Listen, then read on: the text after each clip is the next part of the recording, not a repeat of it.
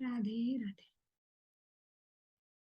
वंदेहम श्रीगुरु श्रीयुतापदकमलं श्रीगुरुं वैष्णवांच श्रीरूपं साग्रजातं सहगण रघुनाथान्वितं तं सजीवं साद्वैतं सावधूतं परिजनसहितं कृष्ण चैतन्य देव श्री राधा कृष्ण पादां सहगण ललिता श्री विशाखान्वितां च। हे कृष्णा करुणा सिंधु दीनबंधो जगतपते गोपेश गोपिका कांत राधा कांत नमोस्तुते। तप्त कांचन गौरांगी राधे वृंदावनेश्वरी वृषभानुसुत देवी प्रणमामि हरिप्रिये वाञ्छाकल्पतरुभ्यश्च कृपा सिन्धुभैव च पतितानां पावनेभ्यो वैष्णवेभ्यो नमो नमः।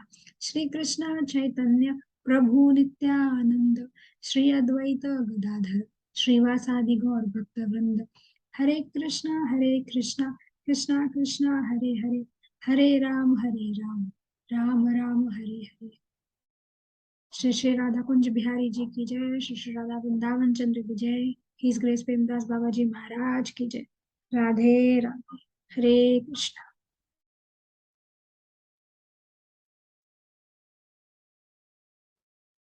तो कल हमने देखा कि कैसे रावल में श्री जी की और नंदगांव में श्याम सुंदर की बाल लीला संपन्न हो रही है।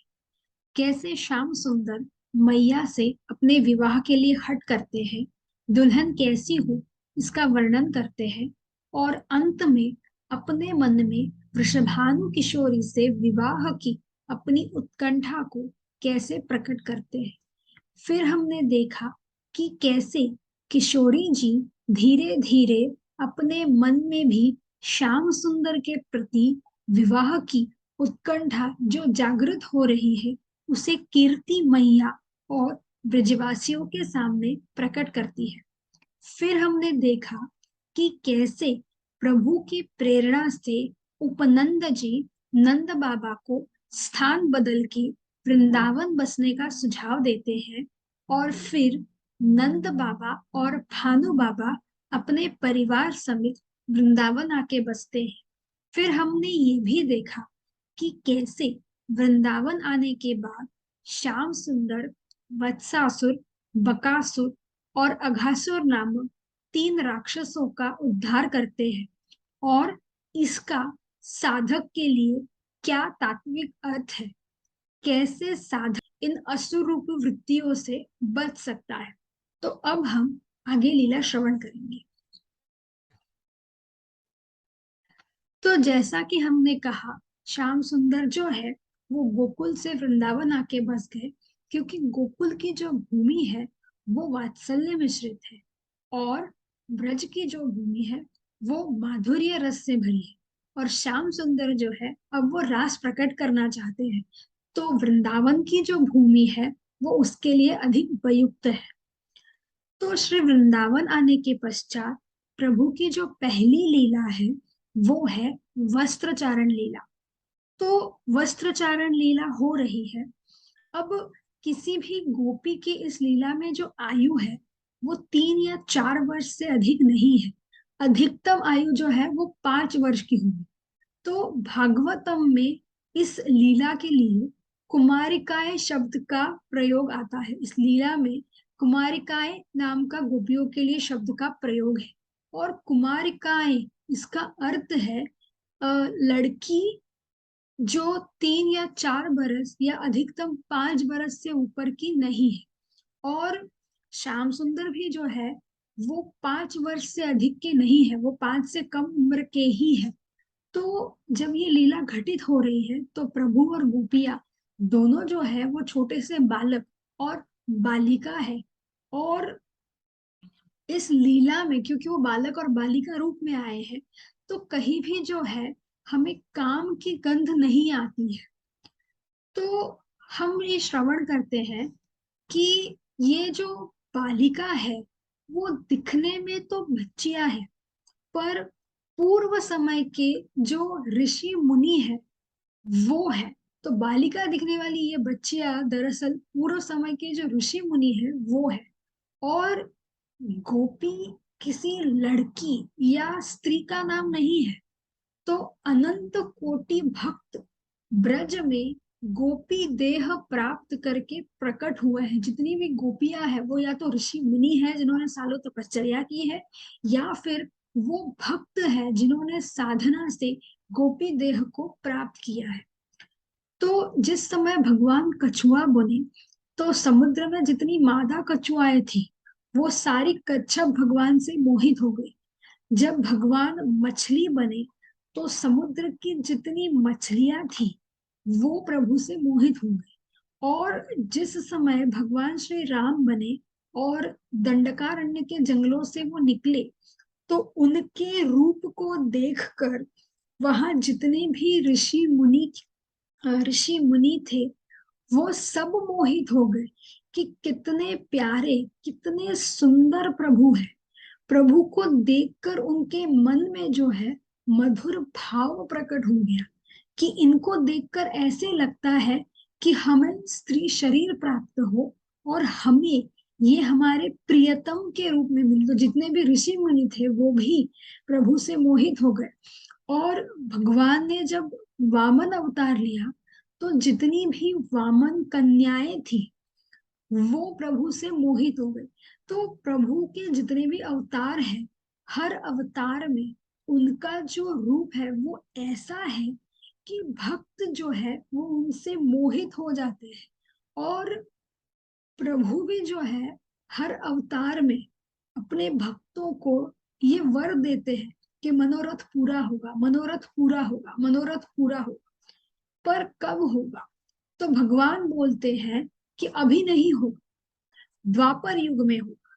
तो तुम सब ब्रज में आना द्वापर युग में, और जब ब्रज लीला प्रकट होगी तब तुम सबका ये मनोरथ पूरा होगा।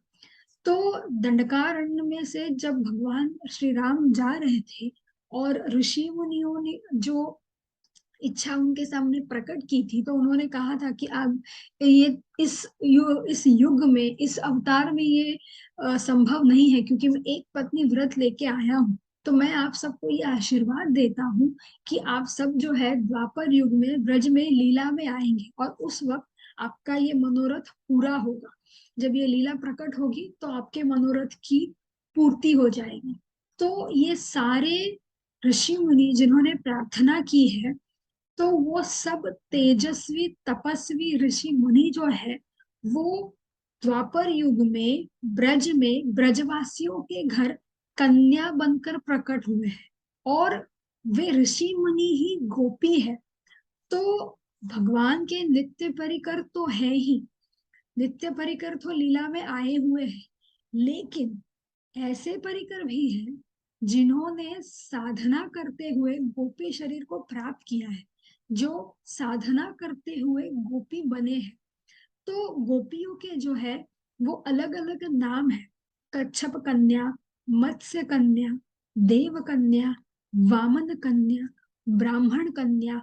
तो प्रभु के जिन जिन अवतारों में जिन जिन के मन में ये इच्छा थी कि प्रभु की उन्हें प्राप्ति हो या प्रभु के लीला में भाग लेने का अवसर मिले और ब्रज लीला में उनका प्रवेश हो, तो वो अलग अलग गोपी कन्या के रूप में जो है ब्रज में प्रकट हुए हैं।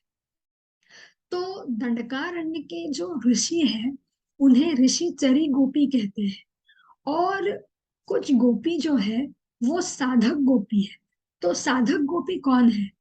माने मधुर भाव से जो भक्त भगवान का भजन कर रहा है, और जिस समय उसकी साधना जो है वो पूरी हो गई। तो साधना एक जन्म में पूरी नहीं होती है, कुछ लोग एक जन्म में कर लेते हैं, लेकिन कई कई जन्म तक जो साधक है वो माधुर्य भाव से उस भक्ति से, उस भाव में भगवान का निरंतर भजन उपासना करते रहते हैं। और जब उनकी साधना पूरी हो जाती है और वो अपना शरीर उस भाव से छोड़ते हैं, तो उनको भी भगवान ने ये आशीर्वाद दिया है, ये उनकी इच्छा पूरी की है कि वो भी गोपी बनकर जो है वो ब्रज में प्रकट हो और भगवान की लीला का भाग बने।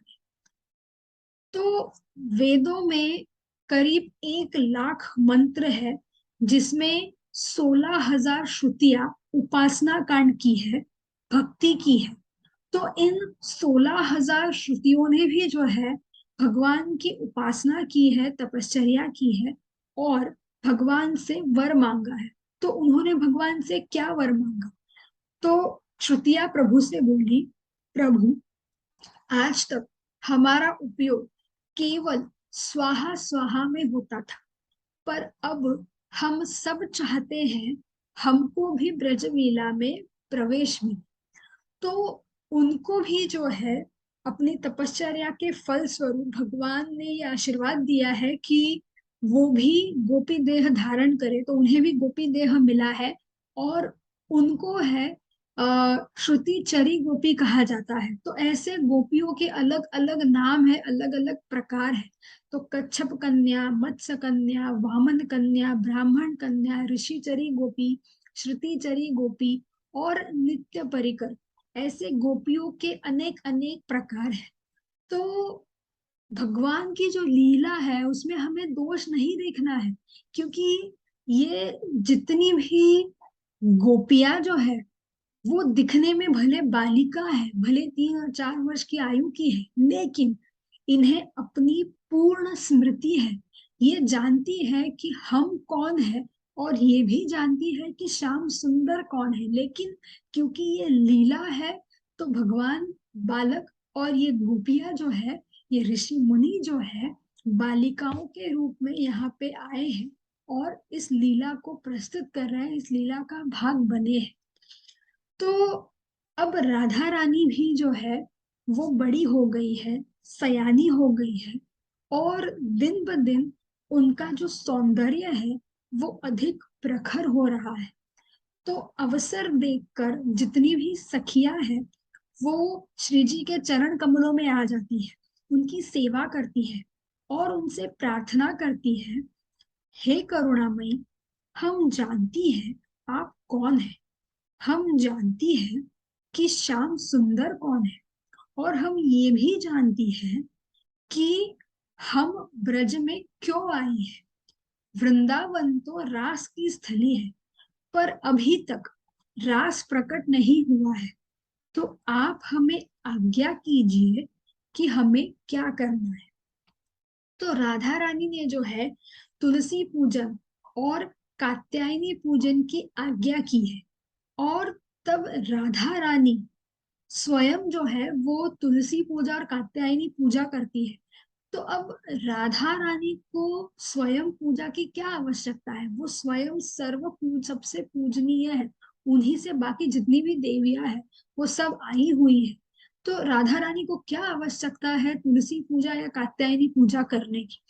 तो केवल लोक शिक्षा के लिए जो है राधा रानी ये लीला कर रही है। तो गौरी शंकर जो है वो हमारे माता पिता है और हमारा जो जीव आत्मा है, हमारी जो अंतर आत्मा है, वो उनकी बेटी है।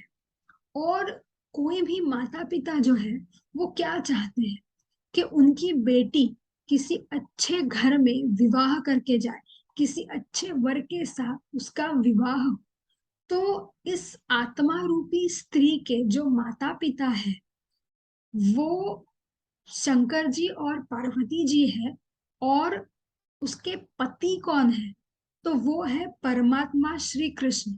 तो हमारे लिए ये समझना बहुत आवश्यक है कि हम सब जो है स्त्री है। हमने भले यहाँ इस धरा पर अलग अलग देह धारण किया हो, लेकिन हम सब स्त्री है, प्रकृति है, हमारी जो आत्मा है वो स्त्री रूपी है। और केवल एक ही पुरुष है, वो है श्री कृष्ण। तो गोपियों ने राधा रानी के अनुगत्य में कात्यायनी की पूजा की। तो कात्यायनी देवी कौन है? दुर्गा देवी कौन है? तो भागवत पुराण में सुखदेव जी कहते हैं, विष्णु अनुजा, श्री कृष्ण की जो अनुजा है यानी यशोदा मैया की जो बेटी है वही कात्यायनी देवी है, वही दुर्गा देवी है। और इस रिश्ते से अगर हम देखेंगे तो कात्यायनी देवी जो है, दुर्गा देवी जो है, वो गोपियों की ननन लगती है। मानो वो कात्यायनी देवी को मना रही है कि हम आपके भ्राता श्री कृष्ण जो है उनसे विवाह करना चाहती है, उन्हें पाने की इच्छा रखती है। तो इस तरीके का जो भाव है वो गोपियों के अंदर कात्यायनी देवी के प्रति है। तो अब हम समझेंगे कि तुलसी पूजा क्यों करनी है। क्योंकि राधा रानी ने कहा है कि तुलसी पूजा कात्यायनी पूजा करनी है, तो तुलसी पूजा का महत्व क्या है। क्योंकि तुलसी जो है वो हरि प्रिया है, और राधा रानी जो है वो स्वयं तुलसी की पूजा करती है। तो कैसे करती है, तो उन्हें वस्त्र पहनाती है, स्नान कराती है, फिर शालिग्राम भगवान की स्थापना होती है, वो उसमें विराजमान हो जाते हैं, और फिर उनका स्नान होता है, उनको चंदन अर्पण होता है, और दोनों को जो है साथ में 7 धागे से, डोरे से बांधा जाता है। फिर राधा रानी जो है उन्हें भोग लगाती है, आरती करती है, और फिर सबके साथ जो है उनकी परिक्रमा करती है और उनकी स्तुति गाती है। तो राधा रानी क्यों करती है, क्योंकि तुलसी जो है वो हरि प्रिया है। तो वृंदा देवी का ये जो पौधा वाला रूप है, ये इनका आदि भौतिक स्वरूप है। मूल रूप में वृंदा देवी जो है वो भी राधा रानी की सखी ही है। तो प्रश्न ये है कि वृंदावन का नाम वृंदावन क्यों है। तो जहां वृंदा देवी विराजती है, जहां वृंदा है वही वृंदावन है। क्योंकि वृंदा देवी वहां पे विराजमान है, वहां पे विहार करती है, इसीलिए वृंदावन को वृंदावन कहा जाता है। और जहां वृंदावन है वही वृंदावन बिहारी है। तो इन वृंदा देवी का काम क्या है। तो वृंदा देवी का सबसे महत्वपूर्ण काम है प्रिया प्रियतम की लीला के लिए अनुकूल ऋतु, वातावरण, स्थान, वायु, इन सब का प्रबंध करना। और अब ये जो वृंदा देवी है, जिनका मूल रूप जो है वो राधा रानी की सखी है, वो तो नित्य लीला में व्यस्त है।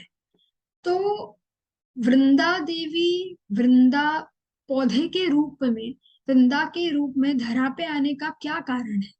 तो इसके पीछे का कारण है जीव पर कृपा करने के लिए।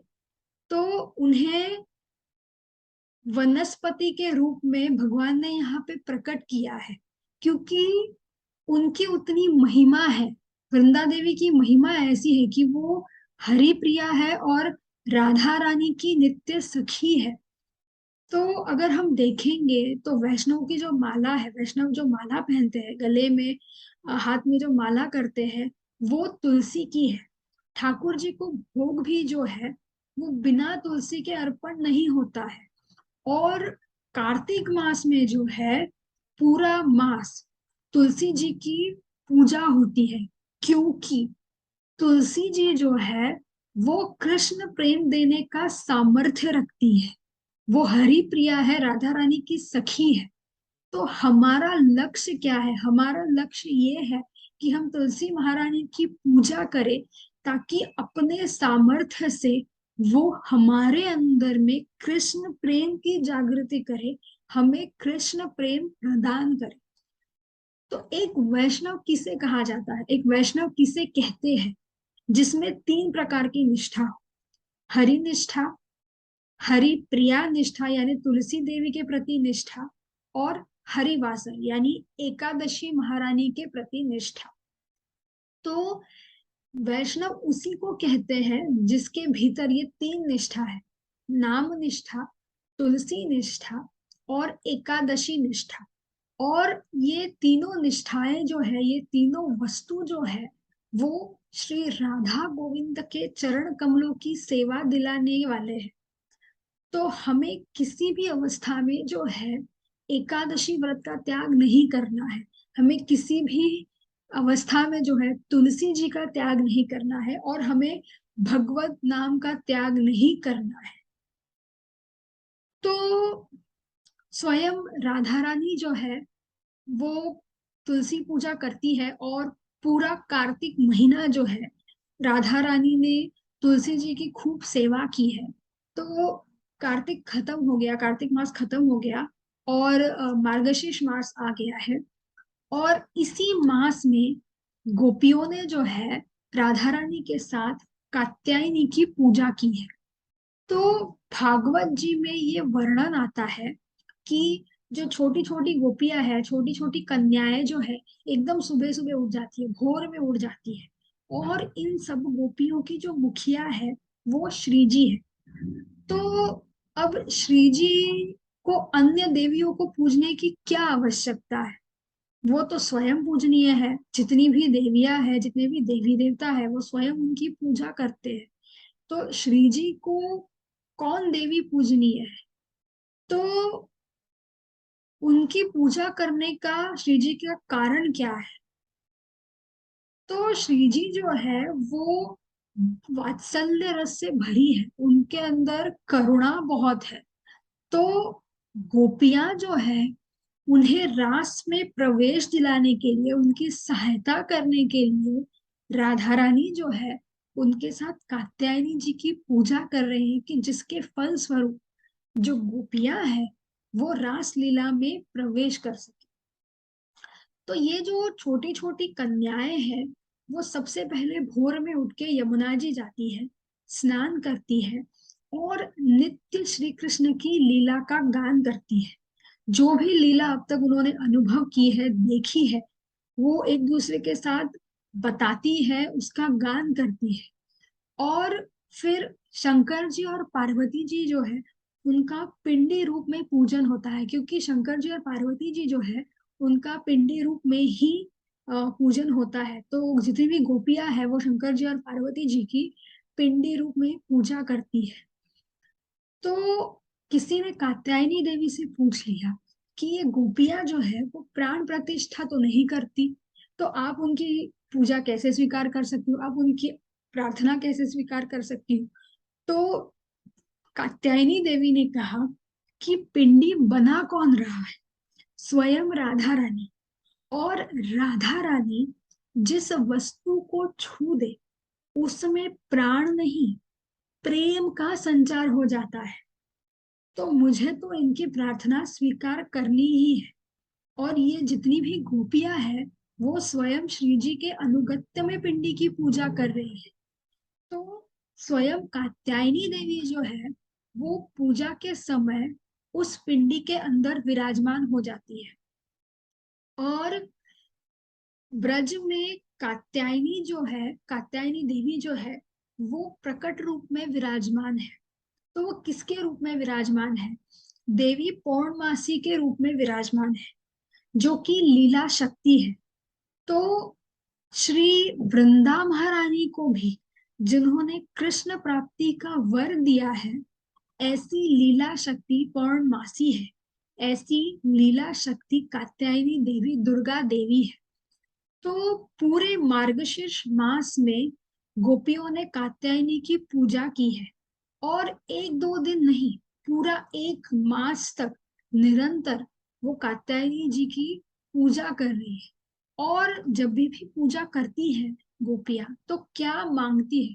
ये सिर्फ गोपियों की मांग नहीं है, ये हर एक साधक की मांग है कि हे कात्यायनी, हे महामाया, हे योगियों की अधीश्वरी, हम आपसे और संसार नहीं चाहते, हम आपसे कोई सिद्धि नहीं चाहती, हम आपसे धन नहीं चाहती, हम आपसे ऐश्वर्य नहीं चाहती।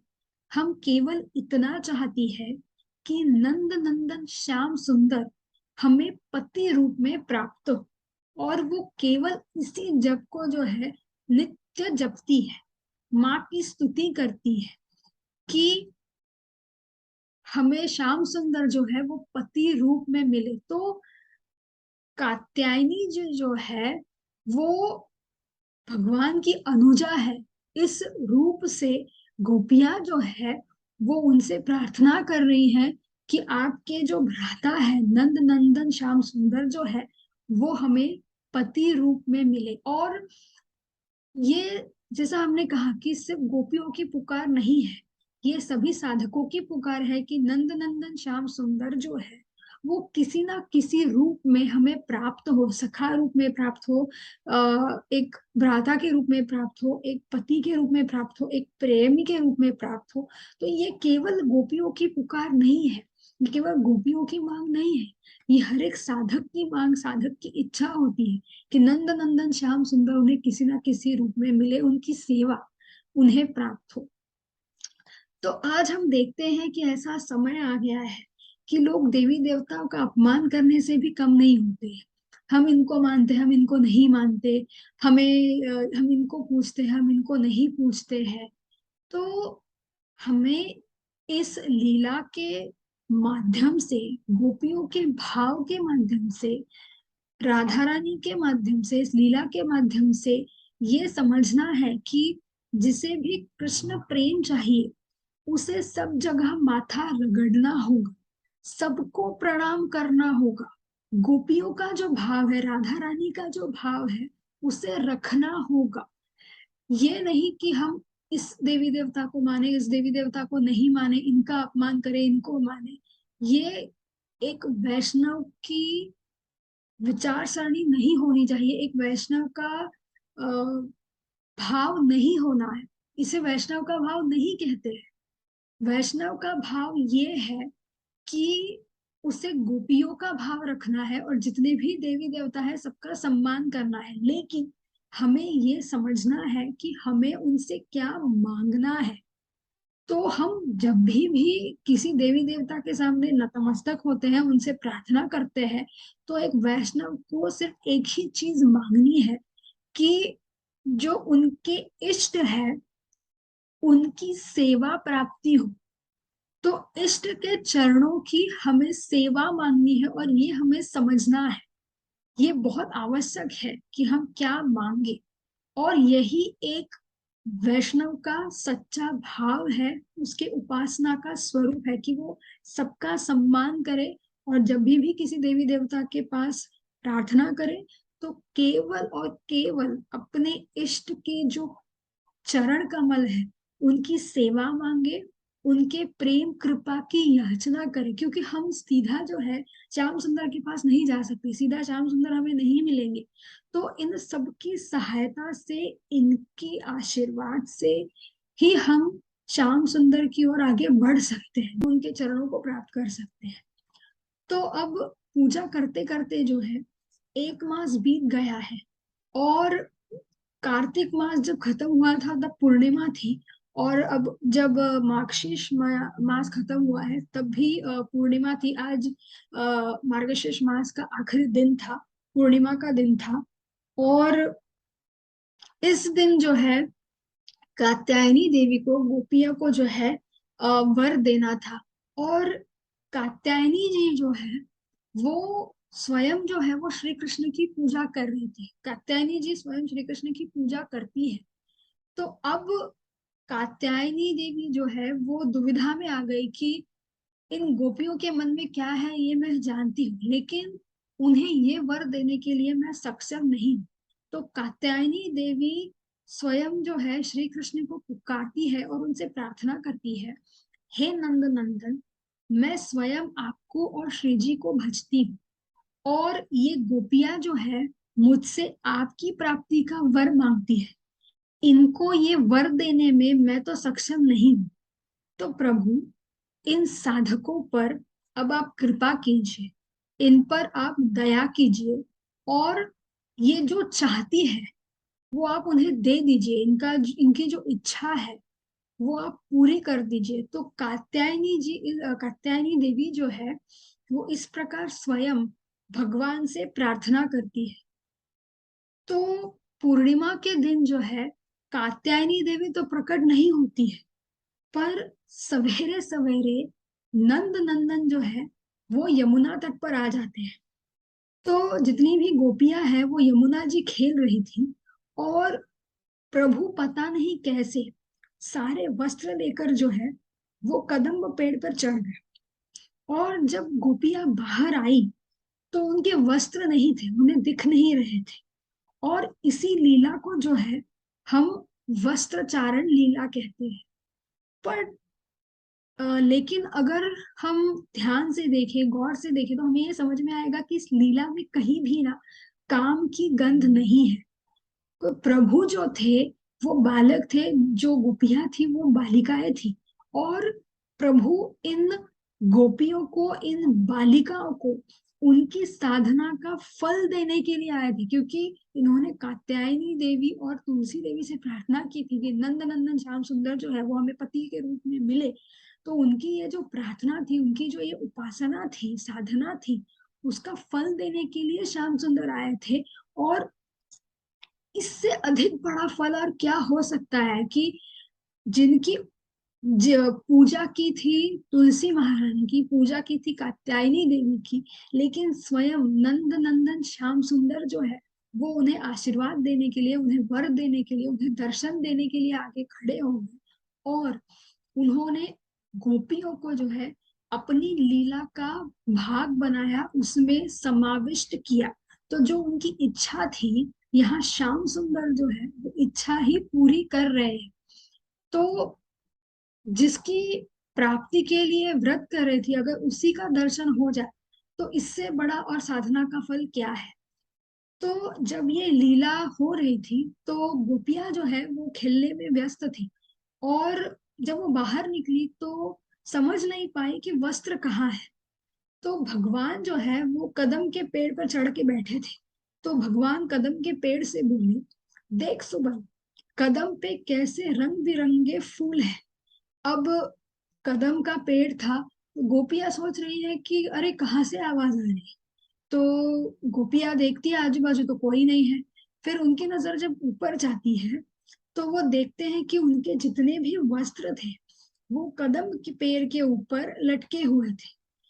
तो श्याम सुंदर जो है वो कह रहे हैं कि देखो रंग बिरंगे फूल है, तो जितने भी वस्त्र है उन्हें श्याम सुंदर रंग बिरंगे फूल कह रहे हैं, ताकि गोपियां ऊपर देखे और उन्हें ये पता चले कि उनके वस्त्र श्याम सुंदर ने ऊपर रखे, क्योंकि वो तो समझ नहीं पा रही थी। तो पहले गोपियों को जो है केवल वस्त्र दिखाई दिए, भगवान दिखाई नहीं दिए थे। और भोर का समय था तो अंधेरा भी बहुत था। फिर धीरे धीरे जो है गोपियों को श्याम सुंदर के चरण दिखाई दिए। तो सब बोली, अरे लगता है प्रभु आ गए। तो एक गोपी बोली, देवी तो नहीं आई, लेकिन साक्षात देवता का दर्शन तो हो गया। तो पूजा तो पूरी नहीं हुई है, अब कैसे करेंगे। तो हाथ जोड़कर जितनी भी गोपियां हैं वो सब प्रार्थना करने लग गई, हे नंद नंदन, हमें हमारे वस्त्र प्रदान करो। तो प्रभु बोले, कोई बंदर वंदर आके टांग के गए होंगे, तो आकर ले जाओ। तो गोपियां बोली, अरे श्याम सुंदर ऐसी बात ना कर, हम तो ठंडी में भोर में यमुना जी में खड़ी है, इतनी ठंडी है, हम बाहर कैसे आएंगे। प्रभु ने कहा, तुम पिछले 1 मास से जो है अपराध कर रहे हो। अब ये जितनी भी गोपियां थी वो छोटी छोटी बालिकाएं थी, 3-4 वर्ष की इनकी आयु थी। तो वो भोली सी जो गोपियां थी वो अपने आप में सोचने लग गई कि भला हमने क्या कर दिया कि श्याम सुंदर जो है हमसे रूठ गए, वो हमें किस अपराध का दंड दे रहे हैं। तो एक गोपी बोली, तभी मैं सोचूं कि कात्यायनी जी दर्शन क्यों नहीं दे रही। तो हमसे ये भूल हुई है। क्या भूल हुई है। तो नंद नंदन कहते हैं कि तुम यमुना जी बिना कपड़े के नहा रही हो और ये तुम्हारी भूल है। तो सब गोपियां बोली, अब क्या करना है। तो श्याम सुंदर बोले कि जब तक सूर्य नारायण ना निकले तुम जल में खड़ी रहोगी। तो सब गोपियां बोली, अरे ऐसे कैसे होगा, भोर का समय है, ठंडी बहुत है, यमुना जी का पानी भी बहुत ठंडा है। तो इस तरह श्याम सुंदर और गोपियां जो है उनके बीच में काफी वार्तालाप हुआ। और अंततः जो है श्याम सुंदर मान गए और धीरे धीरे गोपियां जो है वो जल से बाहर निकली। और जब सूर्य नारायण आए तो उन्होंने सूर्य नारायण को प्रणाम किया और प्रभु को भी प्रणाम किया। और जिस समय गोपियों ने प्रभु को प्रणाम किया तो जिस गोपी के जो वस्त्र थे वो उसके कंधे पर आकर गिर गए। मानो नंद नंदन श्याम सुंदर ये जानते हैं कि कौन सी गोपी ने कौन से रंग का रूप का वस्त्र पहना हुआ था। तो जितने भी ऊपर लटके हुए कदम के पेड़ पे वस्त्र थे वो गोपियों के कंधे पे आकर गिर गए। फिर गोपियों ने जो है वो वस्त्र धारण कर लिए और वो पूजा करने के लिए चली गई। तो प्रभु को प्रभु ने प्रणाम करने के लिए यहाँ पे क्यों कहा है। तो भागवत में श्लोक आता है 12.13.23, नाम संकीर्तनम यस्य सर्व पाप प्रणाशनम प्रणामो दुख शमनस्तम तम नमामि हरिम परम। नाम संकीर्तनम यस्य सर्व पाप प्रणाशनम प्रणामो दुख शमनस्तम तम नमामि हरिम परम। तो प्रभु को प्रणाम करने पर ही जीव के समस्त पाप और अपराध जो है उनका नाश हो जाता है। इसलिए श्याम सुंदर प्रभु जो है उन्होंने गोपियों को प्रणाम करने के लिए कहा गया है। तो जब गोपियां वस्त्र पहनकर पूजा करने के लिए निकली तो प्रभु गंभीर रूप में जो है उनके सामने खड़े हो गए और उन्होंने गोपियों से कहा, मैं जानता हूँ कि तुम पूजा क्यों कर रही। तो उन्होंने हाथ उठाकर गोपियों को आशीर्वाद दिया कि आगे आने वाली अश्विन पूर्णिमा को तुम सबका जो मनोरथ है वो पूरा होगा और तुम सबको रास लीला में प्रवेश मिलेगा। और इस तरह गोपियों की कात्यायनी पूजा जो है वो संपन्न हो गई। तो आगे आने वाले अश्विन पूर्णिमा को, जिसे रास पूर्णिमा भी कहते हैं, महारास पूर्णिमा कहते हैं, इन समस्त गोपियों को जो है रास लीला में प्रवेश मिला है। और इसीलिए हमें ये समझना बहुत आवश्यक है कि साधना में हमारा साध्य क्या है, हमारा लक्ष्य क्या है।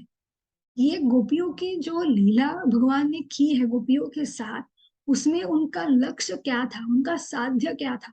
उनका साध्य, उनका लक्ष्य एक ही था, नंद नंदन श्याम सुंदर। वो प्रभु को पाना चाहते थे, भगवान को पाने की उनकी इच्छा थी। तो उन्होंने पूजा तो कात्यायनी को था, पर उनका लक्ष्य जो थे वो श्री कृष्ण थे। इसलिए भगवान जो है उन्होंने उनके अंदर के भाव को देखा। उन्होंने ये नहीं देखा कि उन्होंने किसकी पूजा की है, उन्होंने ये देखा कि उनका लक्ष्य क्या था, वो किसे पाने की इच्छा से वो कर रहे थे। तो उनका जो भाव है, उनकी जो भक्ति है, उससे प्रसन्न होकर नंदनंदन श्याम सुंदर जो है उन्होंने उनकी मनोकामना, उनकी इच्छा को, मनोरथ को पूरा किया है।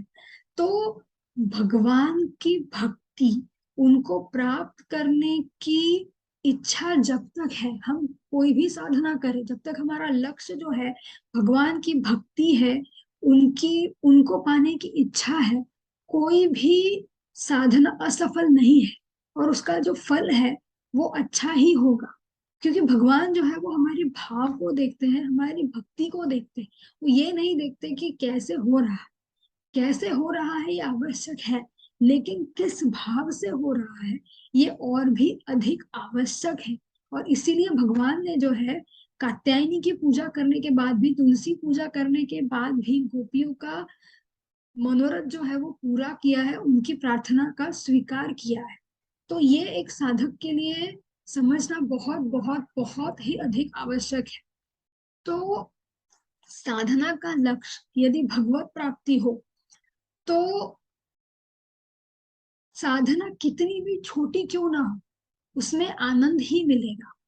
और अगर साधना बहुत बड़ी भी कर ली और लक्ष्य अगर नंदनंदन श्याम सुंदर नहीं है, भगवान की भक्ति नहीं है, अगर हम भौतिक जगत की कोई इच्छा मन में रखते हैं और फिर साधना करते हैं तो हमें आनंद नहीं मिलेगा, हमें केवल दुख ही मिलेगा। इसीलिए एक साधक के लिए, एक वैष्णव के लिए, एक भक्त के लिए उसका साध्य क्या है, उसका लक्ष्य क्या है, ये समझना बहुत आवश्यक है। और ये भी समझना आवश्यक है कि केवल जब हम भगवत प्राप्ति की इच्छा से साधना करेंगे, उस लक्ष्य को, उस साध्य को सामने रखकर कोई साधना करेंगे, कुछ मांगेंगे, तभी हम इस भौतिक जगत में खुश रह सकते हैं।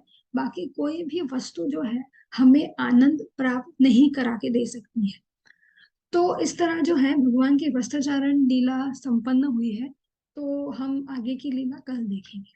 राधे राधे।